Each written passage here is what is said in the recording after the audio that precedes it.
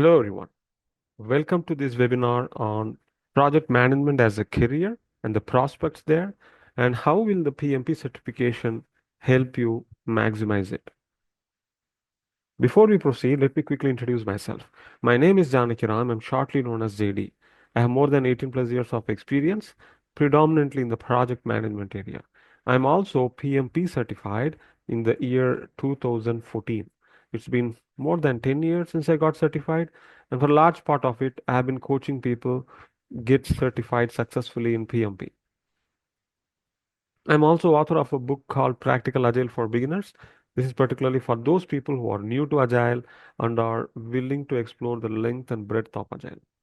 You can, if you're curious, you can find this book in Amazon and you can search by name. All right. So here is the agenda for today. We will begin with clarifying whether the PMP certification is worth it. Is it worth the money that you spend? Is it worth the effort and time that you spend? Now, I'm going to support this with some numbers. PMI conducts two particular surveys every couple of years. One of them is called Project Management Salary Survey. The other one is called Pulse of Professional Survey. Now, this number that you see here, it came from Project Management Salary Survey.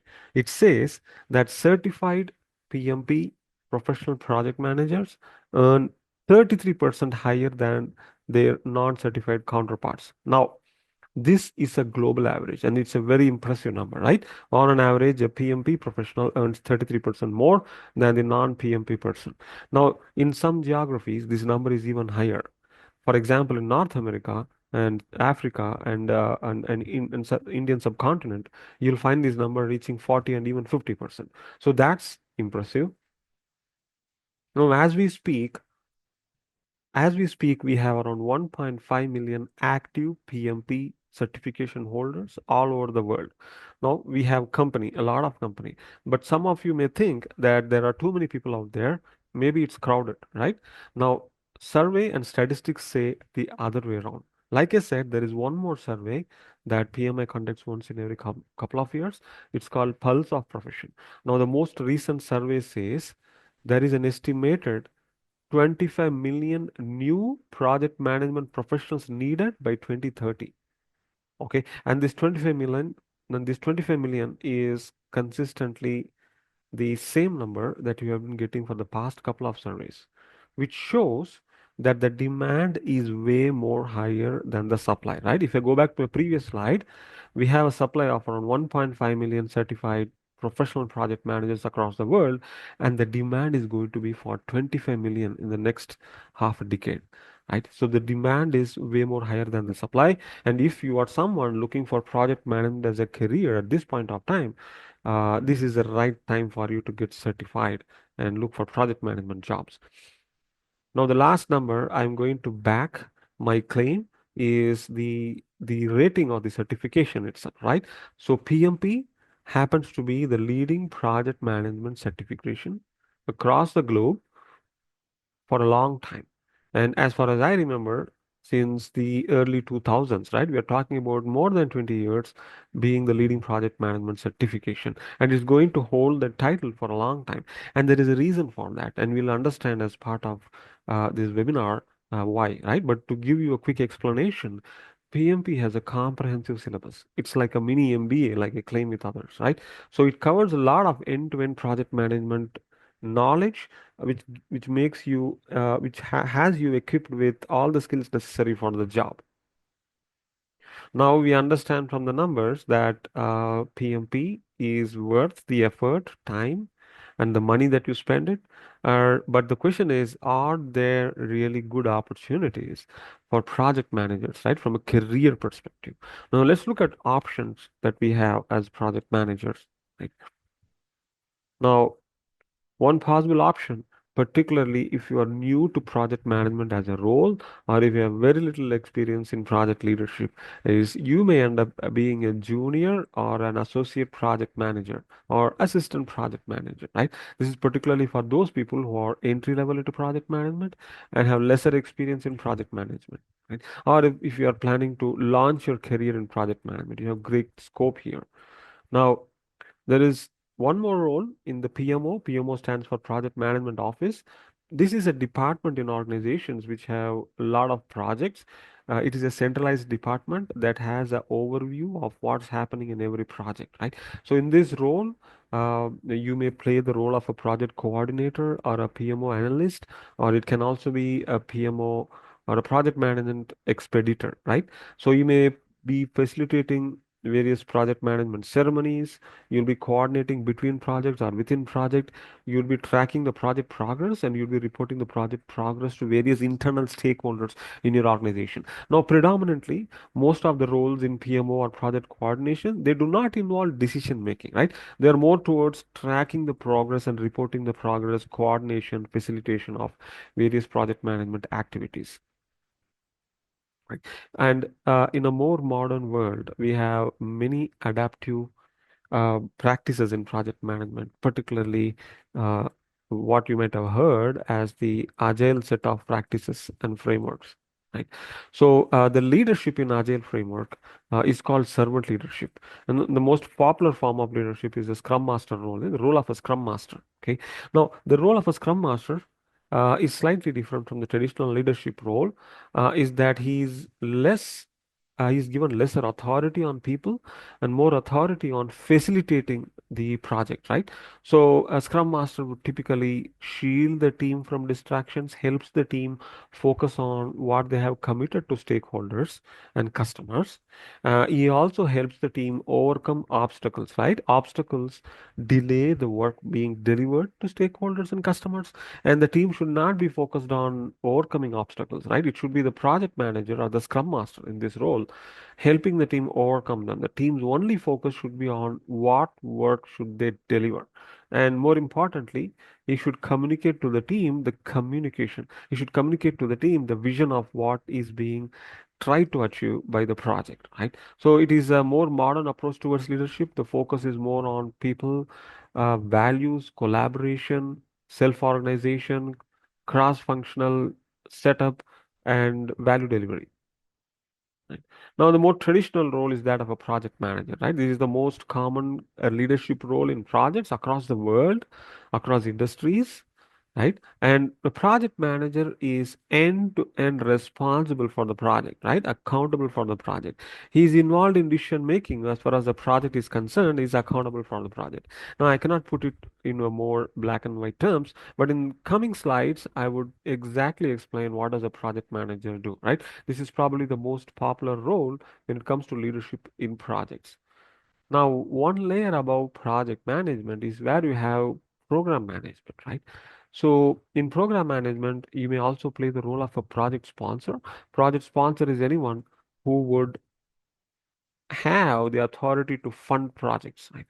Now, a program manager manages a group of projects that are related together, right? A lot of times, you may be given a large initiative which you may not be able to handle as a single project. So you may end up splitting the large project into set of smaller projects, and you may have project managers taking care of those individual projects, right? So a program manager manages multiple projects that are related together. So it's in the career ladder for a project manager. Typically, the next role could be a project manager, a program manager. Now, up in the ladder further, we have portfolio managers, right? So portfolio, while the program manager focuses on long-term plans, execution of strategy, right? A portfolio manager is involved in defining the vision for the portfolio. And to achieve the vision, he may come up with strategy, right? He may come up with strategy, and that strategy is what the program manager would use for execution. Okay. Now, where would you land first? If you are new in the role of a project manager, you may land up somewhere here, right? As a junior or associate or an assistant project manager. Okay. Now, PMO is a department by itself. In a lot of organizations, they are not involved in decision making in projects. They are rather involved in the periphery, right? They are involved in tracking and reporting, resource coordination, compliance, templates, and all of that, right? And Scrum Master, like I said, is more in agile projects, right? So the Scrum Master may report to project manager. or he may report to program manager depending upon the org structure. Similarly, a junior or associate project manager may report to a project manager, or he may even report to program manager, right? A project manager would typically report to the program manager or a project sponsor, and the program manager would report to the portfolio manager, right? So there may be exceptions in organizations. Do not be surprised. What I'm telling here is a general practice. Okay, now we understand the various opportunities that you have in the project management career ladder. It's also important to understand what does a project manager do. Okay, now if we have to explain this in simple words, a project manager is ultimately responsible or accountable for the project. Okay, now this is a generic statement, but I want you to understand that if you are a project manager for a project, you would be held responsible for anything good or bad that happens on a project. Okay, now let's elaborate this, right? What exactly does a project manager do? Now, I have a list here which is not exhaustive. The project manager does more than this, but these are the important roles that the project manager plays, right? Resource management, right? Resource management. The word resource is often associated with people, okay? But it is a bit more than just people, right? When you say resource, it can be people, it can be equipment, it can also be material, right? So project manager is responsible for managing resources. Now managing would include plan, estimate, and develop and control, right? So we all understand people, right? So we need people in projects, at least for the near future, unless the artificial intelligence robots take over completely, right? We need people in projects and we need equipment in projects, right? Equipment could be your laptops, your mobile, whatever equipment you need for you to execute the project. Material, right? Material it may not be applicable to every project out there, but many projects need it, right? Particularly in construction industry, right? So in construction projects, you need raw material like sand, cement, paint, and whatnot, isn't it? So you, as a project manager, you need to coordinate, estimate, plan, and manage resources in projects. Now, the next role is scope management. Now, scope management deals with requirements, right? You need to get the right requirements communicated to the project. And it also deals with identified deliverables, right? The team has to be pretty confident on what is it that they are going to deliver, what all they needed to deliver, right? So scope management deals with both on this, right? You would coordinate with the customer, you would coordinate with stakeholders, you would coordinate with business analysts in fetching the requirements, and you would also coordinate with the team in translating the requirements into list of deliverables, right? Once the team is pretty sure on the list to be delivered, we can proceed with execution of the project. Right. And the next aspect of a typical project manager is schedule, isn't it? And everybody is bothered about schedule. In every project that you go, every customer that you speak, they are more sensitive and more concerned about schedule than anything else, right? So here you would help the team estimate for the deliverables and come up with a timeline for the project, right? In the timeline, you will identify the start date, your start date and end date of the project. In the timeline, you will also identify the activities between the start date and end date, right? So that you coordinate the activities and make sure these activities happen so that you deliver the project on time. There's a lot more to it. You would also be coming up with the start dates and end dates of activities, the dependencies, the relationship between activities, and all of that, right? But in summary, this is it, right? In schedule management, you take care of timeline. In cost management, now cost is essential, right? Projects are investments. Companies invest in projects to realize value, right? So companies are putting money, so they'll also be interested in how much does the project cost, right? How much does it cost for the company to execute a project? So as you have estimated the timeline from deliverables, you would also estimate the cost from deliverables, right? Typically based on fixed cost, cost of resources, cost of equipment, material, contingency, and whatnot. Okay. And finally, you would commit a cost before the customer approves the project execution. All right. Now, is it the end? Particularly these three, scope, schedule, and cost, are called the project manager's golden triangle. Okay.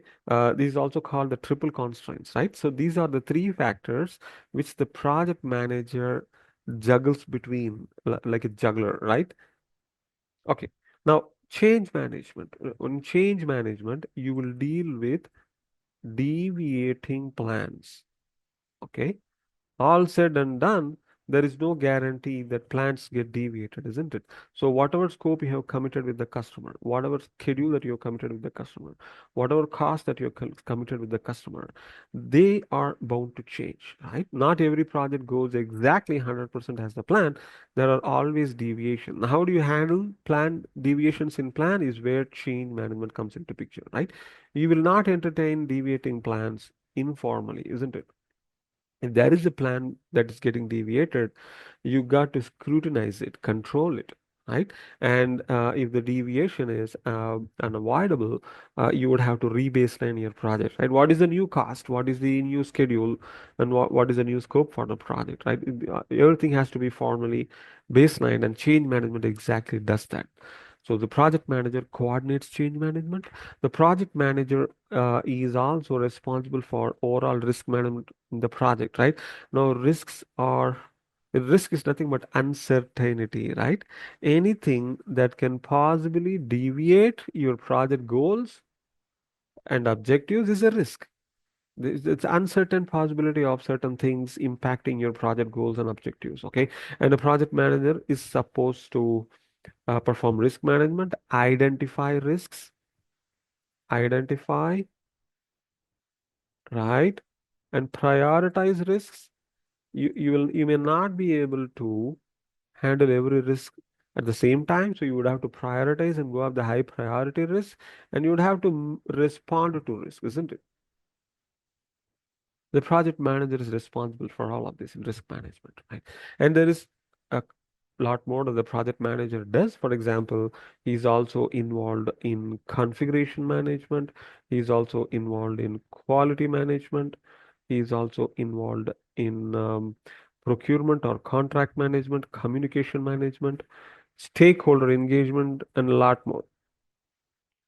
Right? Now we understand at a high level, what does a project manager do? Right? Now let's try and understand what is the PMP exam all about, right? So why is it the leading project management certification across the world? Now, before we talk about PMP, let's understand who are the PMI.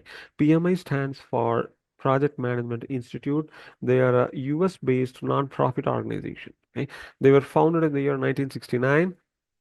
If you do the math, it comes to around what is that? 56 years, right? It's been 56 years since they have been founded.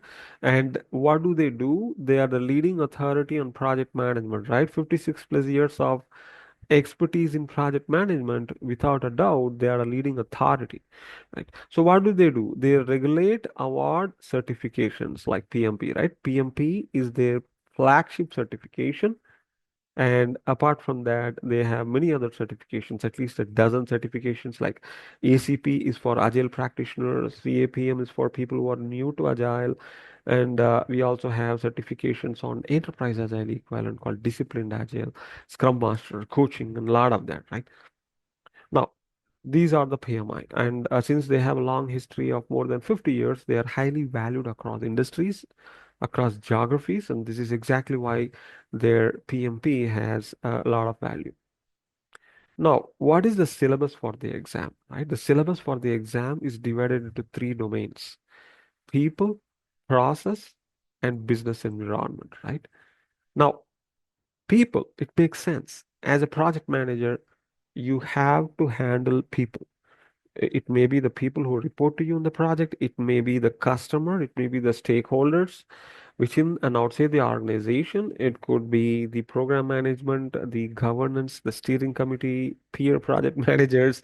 You cannot avoid people in project management. You need people skills in project management, right? So you have 42% of the questions coming in the exam from people management, And then comes process management, right? Process management is a no-brainer, right? Project management is all about process management. For you to define a project life cycle, you have to come up with a workflow, a life cycle, a process, a sequence of process. I need to manage that, right? So you manage processes uh, in in parallel to people and business environment, right? So 50% of the questions in the exam are going to come from process. Now, from business environment, you're going to get 8%. Okay. Now, why do we need this domain? We need this because projects are business investments. A project manager needs to have a business outlook towards project, right? Look at projects as a business investment. He has to be empathetic towards projects from a company's perspective, and this is exactly why you have 8% weightage on business environment now. If you look at this, there is 42% for people and 50% for process, almost of equal domain, right? Equal weightage. Now, in my opinion, this is great because people management has become more challenging of late than how it used to be, right? Uh, uh, there is no more command and control approach towards people management. So modern workforce, modern teams, they want more self-organization, they want more autonomy in decision making, and they want lesser micromanagement, right? And leadership in modern projects is all about facilitation, supporting the team, providing the team with what they need, and keeping the road clear for the team to travel, right? So people management is equally essential. Okay, now what do you need to have for you to apply for the PMP exam? Let's look at the educational qualifications first. If you hold a secondary degree or a high school diploma or an associate degree or a global equivalent, you are expected to have a minimum of 5 years of non-overlapping experience in project management. If you have 4 year degree, a bachelor's or a global equivalent, you are expected to have minimum of 3 years in as a non-overlapping experience in project management. And if you have a bachelor's or postgraduate degree from a GAC accredited program, right, or a global equivalent, you are expected to have a minimum of 2 years in project management, non-overlapping experience. Now, what do you mean by project management experience? Now, you may not have carried the title of a project manager, right? But the role is more important here, right? As you should have played a leadership role in projects, you could have been a team lead, a module lead, or a project lead. You may not even hold the title of a project manager. You might have managed a project as a business analyst, but make sure the role is that of a project manager, right? So you might have managed teams, allocated them work, tracked their work, reported the status to stakeholders. It still counts as a project manager's role. And that's the qualification. Now, what is the process for you to apply for the PMP exam? First step, if you are qualified, the first step is for you to attend a prep course. Now, this is the course that we offer. In the last slide, I'm going to talk about what features do we have in our course. Now, attend the prep course for 32 hours. Now, once you're done with that, you have to apply for the exam, right? It typically takes 1 week for the PMI to review and approve your application. Okay. Now, very rarely your application may go for an audit. If it goes for an audit, they will ask you for additional information, like asking you to upload your academic certificates or references from your colleagues with whom you have worked on the project. Okay. Now, you would also be, once your application is approved, you will be asked to pay the fees for the exam. I'll talk about the fees in a couple of slides from now. Uh, Once you pay the fees, you will have 1 year time for you to schedule your exam and prepare for the exam and attend the exam, right? Now, let me correct that. Once your application is approved, you would have 1 year time to pay the fees, schedule your exam, and attend the exam, right?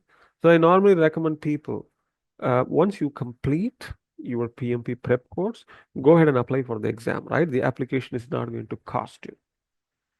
All right. So this is the process. Now, what about the fees? Okay. If you hold PMI membership, the exam fees would be $405. If you do not hold the PMI membership, the exam fees would be $575. So you may be wondering, what does the PMI membership cost? The cost of the PMI membership when you applied for the first time is $139, and this is valid for 1 year. Okay. Now, if you do the math, your application fees plus the exam fees is going to cost you $544. Okay. Whereas a non-membership exam cost is for $575, which means you are saving around $31 if you purchase the membership, right? So you will end up purchasing membership anyways if you are planning for the PMP exam, right? And just for your information, there is news that the non-membership fees may be hiked by $100 more when there is no change to the membership-based exam fees. So either ways, it doesn't matter because you're going to purchase the PMI membership. Now, if you look at the other fees, like the reattempt fee for the exam, okay, you have a discount with membership. If you have the membership, the certification renewal, right? Once in every 3 years, you would have to renew your certificate. If you do not renew it, your certification would expire and will not be valid anymore. So the cost for the certification renewal is $150 for non-members and $60 for members. Now keep in mind, in the exam, 50% of the questions are going to come from the traditional project management methodology, waterfall. Other 50% is going to be agile. Okay. Now, our course, where we prepare aspirants for the PMP exam, we have a thorough introduction to Agile. If you're new to Agile, you don't have to worry. We spend a couple of hours introducing Agile and making the Agile concepts familiar for the aspirants who are new to Agile. Now, what about the exam details, right? The duration of the exam is 230 minutes, approximately 4 hours. Right? And in these 4 hours, you are supposed to answer 180 questions. Now, five out of these 180 questions, right? Five out of these 180 questions are not going to be scored. Okay. The reason being PMI experiments with some questions, and it is not fair to score you on experimental questions, isn't it? So five of those are unscored, but you will not be aware which of those five questions are in the 180 questions. So from your perspective, you have to give equal commitment to all those 180 questions, right? And in these 4 hours, you would be given two breaks. Each break is not more than 10 minutes. Okay. Now, what type of questions would you get in the exam, right? Predominantly, your questions are going to be either single choice or multiple choice, right? In single choice questions, there will be a couple of options against the question. There is one right answer. You've got to select the right answer. In multiple choice questions, there may be more than one right answer, right? So the question would mention how many right answers are being expected, and you would select the right answer. Okay. Now, predominantly, your questions are going to be this. Now, very few questions would be any of this, right? So there could be match the pair where you have set of options on the left and set of options on the right, and you would have to drag and drop the set of options on the right to match the options on the left, right? Pretty much the kind of questions that we used to get in our college and academics, isn't it? In hotspots, these are graphical questions, right? So you would be shown a graphic on the screen, and you would have to select the right answer by clicking the area on the screen where the right answer exists, right? So this requires graphical interaction. And finally, you have fill in the blank, right? In the fill in the blank, you'd have a paragraph or a statement and a blank, and you would have to fill the blank, right? Type the answer in the blank. Now, this blank is not going to be descriptive. It is going to be either numbers or acronyms where it is not subjective, right? It's more objective. All right. So keep in mind that there is no negative scoring in the exam, right? So you better attempt all the questions to the best of your ability. And there's no fixed passing score, right? Because different students may get a combination of different complex questions. So PMI does not have a fixed passing score. Depending upon how many complex questions you got, PMI may rise up the passing score or bring it down. It's more of a psychometric analysis. So good thing is you don't have to worry about the passing score. You can focus on the questions and answers and let PMI determine the passing score. Okay, so that's all about project management as a career and PMP certification. But what do we offer as a course, right? So we have a PMP prep course titled Mastering Project Management, where you get the PMP preparation, right? There will be 35 hours of training on the PMP syllabus. We complete three domains that we discussed earlier in an earlier slide. In these 35 hours, apart from that, you would get hands-on training from Microsoft. You would get hands-on training on the Microsoft project software. You would also get hands-on training on Atlassian Jira software, which is predominantly used in agile projects. You'll also get access to our learning management system, LMS, where you can go through the materials offline, recorded videos, mock exams for you to practice for the actual exam. And you also get WhatsApp support during and after the course, right? While you prepare for the exam after the course, you can always reach out to us one on one or in the group. And these classes are recorded online, live, and the recorded videos are shared after the course, after the recording day, and anyone around the world can join us. All right. So our batches run on weekends. You can contact us on this number, either WhatsApp or you can call us regarding any queries regarding the course, regarding the exam, and you can also attend demo classes for free, right? So we have two demo classes for free. You can attend and take a call whether you like the course, and there are large discounts available as we speak. And please let us know if you are interested, right? Reach out us on this number. Okay, it was a pleasure informing you all about the project management career aspects and the PMP as an exam. I'm looking forward to meet you all in the classes and good luck with your career. Thank you, everyone.